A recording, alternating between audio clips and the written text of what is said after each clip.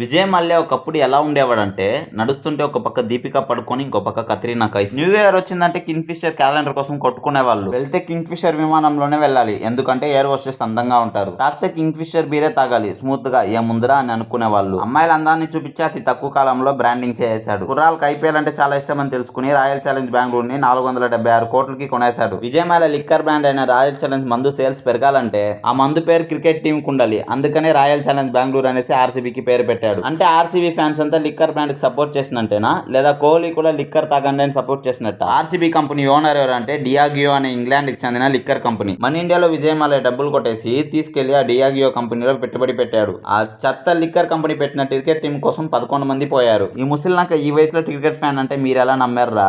RCB గెలిచిందంటే England లో ఉన్న డియాగియో అనే లిక్కర్ కంపెనీ గెలిచినట్టే. డియాజియో అనే కంపెనీ గెలిచిందంటే అందులో వాటా ఉన్న విజయ్ మల్య కూడా గెలిచినట్టే. ఇది అర్థం చేసుకోకుండా పిచ్చి పట్టినట్లు చేసినారు కదా ఈ ఆర్సీబీ ఫ్యాన్స్. ఈ విజయ్ మల్య కోట్లు కొద్ది బ్యాంకులో డబ్బులు తీసుకొని తిరిగి కట్టకుండా ఇంగ్లాండ్ కి పారిపోయాడు. పారిపోయే ముందు మార్చి 1వ తారీఖున 2016 దాని పదవి అయిన రాజ్యసభ సీట్ కి రాజీనామా చేశాడు. ఆ నెక్స్ట్ రోజే మార్చి 2న 2016 ఢిల్లీ ఎయిర్పోర్ట్ నుంచి ఇంగ్లాండ్ కి పారిపోయాడు. ఇప్పటికీ విజయ్ మల్య మీద బ్యాంకు నుండి లుక్అప్ నోటీసులు ఉన్నాయి. చార్జ్ షీట్ ఏమీ లేదు కాబట్టి ఢిల్లీ ఇమిగ్రేషన్ వల్ల ఆపలేకపోయారు. నేను వెళ్లే ముందు కేంద్ర మంత్రి ఫైనాన్స్ మినిస్టర్ అరుణ్ జైట్లీ చెప్పే వెళ్ళానని, ఆ లోన్ డబ్బులు నేను కడతానని అరుణ్ జైట్లీ చెప్పాననేసి చెప్తున్నాడు. అరుణ్ జైట్లీ ఏమో వాడు ఒక దొంగనాసన్ను, వాడు అసలు నన్ను కలవలేదు, కనీసం ఫోన్ లో కూడా మాట్లాడలేదు, వాడు రాజ్యసభ సీట్ ని దుర్వినియోగం చేసి నా పైన అబద్ధాలు చెప్తున్నాడని చెప్తున్నాడు. నువ్వు ఇండియా వదిలి వెళ్ళక ముందు నీ కంపెనీలో పనిచేసిన వాళ్ళు జీతాలు ఎందుకు ఇవ్వలేదురా అని అడిగితే, నేను వెళ్ళక ముందు బ్యాంక్ వాళ్ళని అడిగాను, నా ఖాతాల నుండి ఫండ్ రిలీజ్ చేయండి అనేసి. కానీ బ్యాంక్ వాళ్ళు వెళ్లి కోర్టు నుండి స్టే తెచ్చుకున్నారు, అందువల్ల నా కంపెనీ ఉద్యోగులకి శాలరీ ఇవ్వలేకపోయాను అని చెప్పాను. 8 నెలలుగా జీతాలు ఇవ్వకుండా నేను బ్యాంక్ వాళ్ళకి చెప్పాను, బ్యాంక్ వాళ్ళు ఇవ్వలేదు అనేసి ఈ దొంగనాసనగడు చెప్పగానే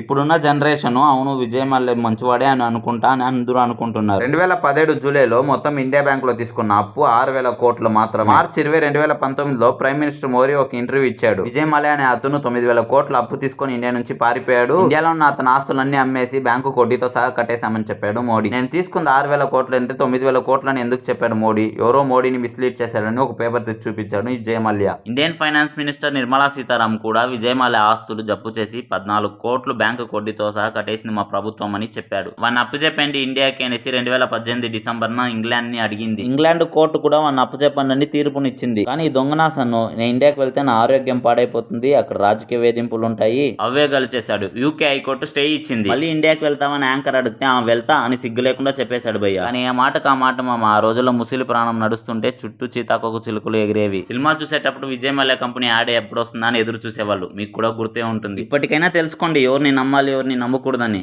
ఇలాంటి మరిన్ని ఇన్ఫర్మేషన్ కోసం మన ఛానల్ని సబ్స్క్రైబ్ చేసి బెల్ ఐకాన్ ప్రెస్ చేసుకోండి.